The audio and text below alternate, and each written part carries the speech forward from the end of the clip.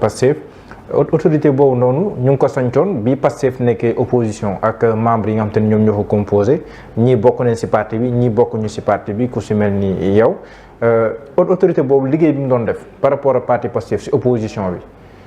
ndax comme noonu la ko nekk di defee tey jii Pastef au pouvoir wala am na coppite yoo xam ne ni am nañ ci. waaw man nag question bu ma neex la parce que xam nga autorité bi muy judd sax polémique yu bari woon. comme que ma nekk ci kaw bopp. nit ñi je pense que loolu rek lañ ci gënoon a gis parce que bi ñuy wax ñu bari loolu la ñu doon wax ci voilà organe bi mais xam nga Pastef dafa indi lu bees donc comme dafa indi lu bees fépp dafa indi ay coppite moo tax parti boo xam ne la ay coppite commencé na ko ci opposition bi avant muy ñëw au pouvoir. li ma daan wax tout le temps sax dama ko daan toujours di ko fësal di ko wax ni Pastef moom dafay changer en réalité donc voilà day amener le changement par le bas et donc da koy miinal Sénégalais yi en fonction de l'opposition pour ñu xam ni parti réformiste la. alors haute autorité de régulation du parti Pastef nag comme ni ma ko di yàgg a waxee en fait rôle central lay jouer parce que boo xoolee mooy réguler le parti mais au-delà de ça en réalité dafay jëmmal démocratie. parce que dama yàgg di wax ni parti politique yu bëri dañu dem ba nga xamante ni dañu nekkoon même dans un coma dépassé xam nga mës naa fi bind sax papier tuddee ko l'improbable renouveau des partis politiques. mais Pastef peut-être que dafay singulariser wu di génn ci loolu. parce que parti boo xamante ni la boo xoolee li nga xamante ni lu ci bari en tout cas macha allah li nga xam ni constitution Sénégal sénégalais yi ñoo ko tënk mooñ ko ni lii mooy sunu constitution dugal ko ci article 4 loi bi ñëw aussi mu méngoog moom Pastef dafay sàmmonteeg moom. parce que dañuy wax la bonne gouvernance associative des partis politiques donc cette bonne gouvernance associative des partis politiques nag si la donc haute autorité de régulation du parti juddoo. boo xoolee haute autorité yi d'ailleurs dans les grandes démocraties toujours noonu lay demee parti yi nga xam ne c'est de grands partis mais day am ay organes yoo xamante ni donc ñoom ñooy donc voilà arbitrer et dañuy def des arbitrages démocratiques te ñëpp dañ ciy tënku moo tax donc bi nga xam ne Pastef sumb na ko depuis lors donc dafa am ay attributions nag. haute autorité boo demee ci article 24 statut 23 pardon statut da koy jëmmal tey jii boo demee ci règlement intérieur bi article 28 bi aussi da koy jëmmal ay attribution lañ ko jox donc muy saytu li nga xamante ne mooy élection ci biir parti bi investiture ak bépp question boo xamante ni rek c'est une question de régulation moom lañ ko koy jox ni ñu doon liggéeyee ci opposition bi noonu la ñuy continuer di liggéey mais donte tey jii nii donc liggéey bi aussi dina am aussi donc lu ci yokk li ci yokk mooy il faut ñu def la transition entre parti d'opposition et parti de gouvernement xam nga mbir yi bokkul. c'est la raison pour laquelle tey jii nii haute autorité certes taxawaay bi mu doon taxaw lay taxawee mais lépp loo xamante ne mën na koo def ci li nga xamante ne mooy proposition wala sa capacité parce que dañ daan nekk dans l'opposition la haute autorité donnait des avis. la haute autorité donc donnait des avis la direction du parti bi di ci sukkandiku parfois aussi la direction du parti di ko laaj son avis. ma jox la exemple li ñuy def élection législative par exemple xam nga élection anticipée la. te le délai était très court. pour que parti bi ñu def ay investitures pour ñu def donc tout ce qui est contentieuse phase contentieuse et cetera mais pour ñu mën ko def nga gis ne le président Ousmane Sonko du koo xamante ne dañuy je suis à la tête du parti mon parti comme ni ñu di ko waxee non dañuy laaj la haute autorité de régulation du parti avis d'abord. comme ni ko état du Sénégal di defee ak conseil constitutionnel gis nga en matière électorale est-ce que vu que bu fekkee ni yóbbu nañu liste yi ba pare te tamit donc investir nañ ba pare même bu amee contestation aussi du ñu ko mën a donc vider d'autant plus que bu boobaa noonu boo xasee déposer liste yi au ministère de l'Intérieur mënoo jëjee dellu la haute autorité donc vu les circonstances particulières dafa joxe un avis favorable ñu delloo ko nag à la direction du parti et notamment au président du parti ñu ne ko bu boobaa noonu en cas de contentieux ou d'arbitrage mooy intervenir c'est-à-dire que dafay am un soubassement et un fondement légal loolu mooy un parti démocratique ñëpp tënku ci donc boo xoolee loolu tax élection législative yi ñu nekk bëggoon nañ et cetera ñii aussi samp seen i ndënd et cetera mais bi ñu defee investiture yi rek ñëpp dañ ciy tënku parce que ce sont les règles du parti. donc haute autorité bi noonu lay doxee. keroog aussi bi ñuy teg conseil national bi nga xamante ne aussi structure la boo xamante ni c'est une structure nationale conseil national politique du parti. parce que dafay xeltu di xelal parti bi muy jóge ci parti bi di dem ci état bi aussi parce que moo ngan ko nguur gi pour maintenant donc ñu am donc un levier transformateur de transformation systémique loolu aussi bi mu amee aussi boo xoolee bu ñuy teg lu mel noonu haute autorité de régulation moo ko superviser donc on était là-bas donc c'est pour dire que la haute autorité de régulation est là donc pour aider le parti pour que le parti puisse se singulariser dans son fonctionnement démocratique la démocratie à la fois externe et interne donc ci biir parti bi moo tax boo xoolee Pastef problème bu mu mën a am dañ koy régler de façon démocratique. D'accord phase de transition boo xam ne ci épreuve moom lay lalu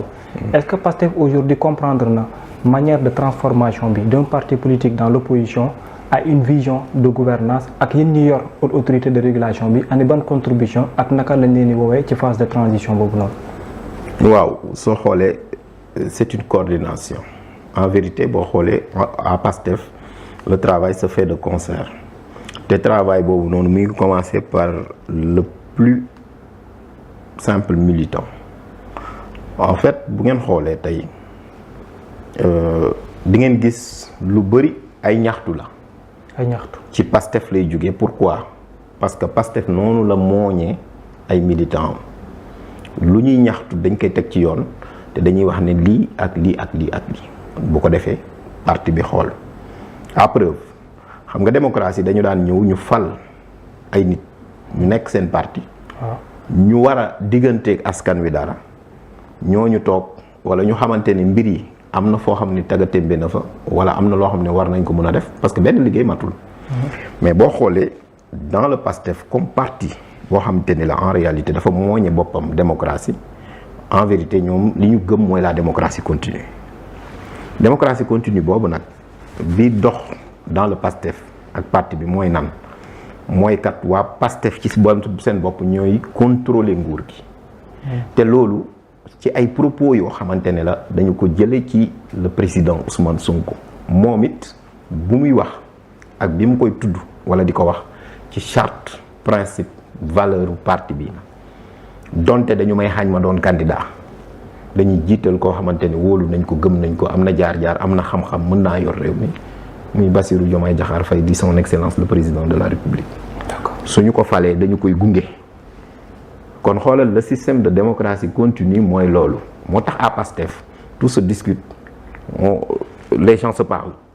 mais à chaque fois on trouve un consensus fort sur l'essentiel mooy maanaam donc le projet et donc moo tax ba nga xamante ni tey haute autorité bi aussi pour daaneel ci sa laaj ci aussi anam boobu lay liggéey ak ci loo xamante ni la plupart du temps dafay koo xamante ni donc dañu koo déglu parce que ci lu mën a am ak ci lu ñu bëgg a def ak ci lu ñu war a teg dinañ ko laaj xalaatam haute autorité nag am na foo xamante ne avis lay joxe du dogal am na foo xamante ne day dogal bu fekkee phase contentieuse la donc voilà mooy loolu day arbitrer effectivement bu waree arbitrer joxe décision ñëpp dañ ciy tënku mais bu ñu ko laajee xalaatam day joxe xalaatam waa parti bi aussi dañuy xool aussi xalaat yi aussi yii mën na méngoo yii mën nañ koo gën a renforcer yii mën nañ koo gën a approfondir noonu la ñuy doxee léegi maintenant moo tax ba nga xam ni mu am cette jonction entre le parti ak les autorités donc yu ngànk parti bi ainsi que donc voilà ni parti bi di aider pour que donc voilà ñu mën a am les meilleures réformes et les meilleures transformations systémiques donc enclenchées par monsieur le président de la République et le premier ministre. balaa ni ñëw sax si wàllum régulation am na benn particularité bu Pastef am bu yeneen parti amul mooy à côté de ceux qui sont identifiés comme étant des militants ñi am carte membre Pastef nekk structure yeeg section yeeg yooyu noonu am na ñeneen ñoo xam ne nii ñoom Ousmane Sonko la ñuy topp comme ni nga koy waxee mooy ni ñu tuddee sax nañ ma baal noonu la leen wooye booy yi si réseaux sociaux te booy yooyu am influence bu rëy si parti bi donte ne nekkuñu ay membre officiel bu parti bi si ñaari tànk yooyu Pastef di doxee nekk au pouvoir ndax loolu après mën na nekk force mais ndax mënul nekk un handicap parce que gis nañ ay leaders yu génn di wax ñee sëqatal leen ba ñuy obligé di génnaat di leerlaat ak yooyu est-ce que loolu tamit à la longue mën ta nekk un handicap pour le parti au pouvoir non mënul nekk handicap pour deux raisons bu njëkk bi mooy Pastef amul rek ay militants dafa am ay sympathisants mooy ñu ngay wax c'est-à-dire que parti politique aussi structure politique aussi dafa am ay militants am ay sympathisants n'est-ce pas am na sax ñu dul wax ñu toog seen kër pourtant mais am na loo xam ni peut-être que am na ay nit yoo xam ni dinañ la bind ay messages jox la ay contributions noonu la mbir di doxee maintenant ku ci nekk ak sa contribution aussi mais jamono dafay dox moo tax ma ne la parti PASTEF moom dafa méngoog jamono parce que tey mënoo def élection mënoo wax démocratie te waxoo les libertés sur le numérique et pour certaines libertés sur certaines choses malgré que ça doit être encadré ñoom am nañu possibilité pour relayer certaines informations. La preuve est à preuve aujourd'hui le président américain et sur les réseaux sociaux il communique beaucoup. Donc c'est comme donc. fa lay xuloowee fa lay waxee li mu bëgg a wax li mu bëgg a def fa lay defee lépp. waaye boo xoolee tey Pastef donc dafa am ay militants yoo xamante ni ils sont engagés déterminés et dévoués loolu moo am solo xam nga nit loo bokk dañu ne doo ci xaar. mais boo ci bokkee aussi boo gisee loo xamante ni mën naa defar da nga koy wax mais boo gisee lu yàqu aussi da ngay alerter et je pense que loolu moom mës a def force Pastef nan lañ ko daan bàkkee bu ñu daan ñëw ñi ko daan def ay Colibé et autres dañ daan wax ni c'est un parti des réseaux sociaux. yow nekkoon nga fi 2019. bokk nañ ay plateau élection présidentielle 2019. loolu la ñu wax Ousmane Sonko di ko tooñ. il n'existe que sur les réseaux sociaux ñi doon wax loolu. parce que naan booy sax duñu voté fa. effectivement naan amuñu carte d'identité ñi ko topp wala bu ñu gisee les foules. Yewwi Askan Wi c'était la même chose. ñu gis foule yi nit ñi naan ñi foule bi ko topp rek et cetera. il a fallu que mu démontrer que quand même donc sa dimension dafa am lu mu dépassé loolu nag donc c'est un travail à la base c'est-à-dire que le militantisme dans le PASTEF aussi c'est pas un militantisme aveugle. non parce que xam nga ñoo lañ yaakaar nag am nañu jàpp ne ñii moom dañuy toog Ousmane Sonko rek lu mu wax rek. ñu ne loolu non du tout Ousmane Sonko même n'est pas comme ça. mais non ñu koy topp mooy waaw mais attends dañ ko bëgg attention c'est différent. ñoom dañu bëgg seen leader. te man dama jàpp ne mbir boo ci nekkee am pas-pas nit jiite ko nga jiital ko dañuy wax ci olof doo ko jiital di ko faxastal donc bëgg biñ ko bëgg mais loolu da koy ñaax parce que Ousmane Sonko aussi ñi ko topp bëgg ko en réalité xam nga damay daan toog di wax ni en politique am na ñoo xamante ne amuñu lu ñu joxe Ousmane Sonko ñi ko topp woowu leen meeting ni leen kaay leen ma jox leen sandwich wala t-shirt wala dara. Il y avait des hommes politiques dans l'histoire dañuy wax politique ñoo xamante ne même bu fekkee dama daan toog di ko wax pourtant cette phrase dama daan wax toujours ne s'ils n'ont que leur larme ou leur sueur à offrir seen pas-pas ak seen dëggu seen engagement moo tax Ousmane Sonko tey ñi ko bëgg topp ko mu jaral leen lu nekk parce que xam nga la moo tax parce que loolu dinaa ci ñëw et d'ailleurs daf may permettre ma wax ci parce que parfois dañuy toog di ko wax en réalité te ñu bari xamuñu ko moom mooy kan bëgguma sax di wax ci moom lu bari mais je pense que c'est quelqu'un koo xamante ne voilà ouvert au débat et puis avec toutes les structures du parti dafay toog sur des questions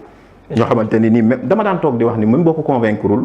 moom bi ñu koy col jour bi ñu koy bi réew mi di amaat problème ñu koy condamné waat lan laa waxoon dama ni c'est koo xamante ne soo ko convaincreul sax dafa lay wax ni la mais mën nga dem ñëwaat pour convaincre ma ñi ko topp bëgg ko mais bëgguñu ko rek parce que dañ ko topp nii dafa am lu mu leen wan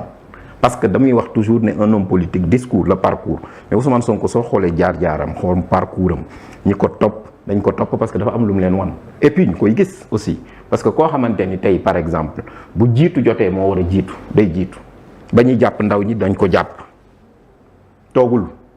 ba ñuy ñëw di persécuter waa PASTEF dañu ko persécuter dem na ci sax ba dem ci hôpital c'est-à-dire que kooku moo leen wan boppam ndaw yi topp ko bëgg ko aussi man loolu laa gëm dama jàpp ni bëgg biñ ko bëgg aussi c'est très réfléchi bu ñu ko jël rek defe ni en fait c'est du sentimentalisme et cetera non dafa am lu mu jaayanteeg ñoom ñu gis ko bëgg ko xam ni kii am na un projet de société boo xamante ni nii day defar Sénégal ndaw ñu topp ko moom aussi mu jox leen boppam ñu topp ko aussi parce que nit aussi loolu la on aime les personnes que par raison ou par sentiment. Donc moo tax Ousmane Sonko tey jii nii donc il est le symbole de l'envol du phénix africain dama koy wax tout le temps Ousmane Sonko est le symbole du réveil et de l'envol du phénix africain bi ma koy wax nag nit ñi sax dañuy defee mais c'est ça la réalité et c'est dans ces mots moom moo wax ne donc le 21e siècle doit siffler bi mu koy wax en fait ses rapports particuliers avec la jeunesse moom moo ko wax à cette jeunesse donc moom xam na jeunesse bi xam nañu moo tax Ousmane Sonko day koo xamante ni donc voilà en tout cas li mu tekki ci kanamu jeunes yooyu noonu donc jeunes yi donc en fait dañ ko topp avec raison et que gëm son projet patriotique moo tax ba nga xamante ni au-delà des jeunes aussi des intellectuels ak ñeneen ak ñeneen. yaa ngi tudd sànq baatu régulation mu am une situation ñenn ñi jàpp ni inédite bu ñuy dund Sénégal mooy un premier ministre boo xam ne nii moom moo amee légitimité bi moom moo yor parti bi mais moo tànn le président de la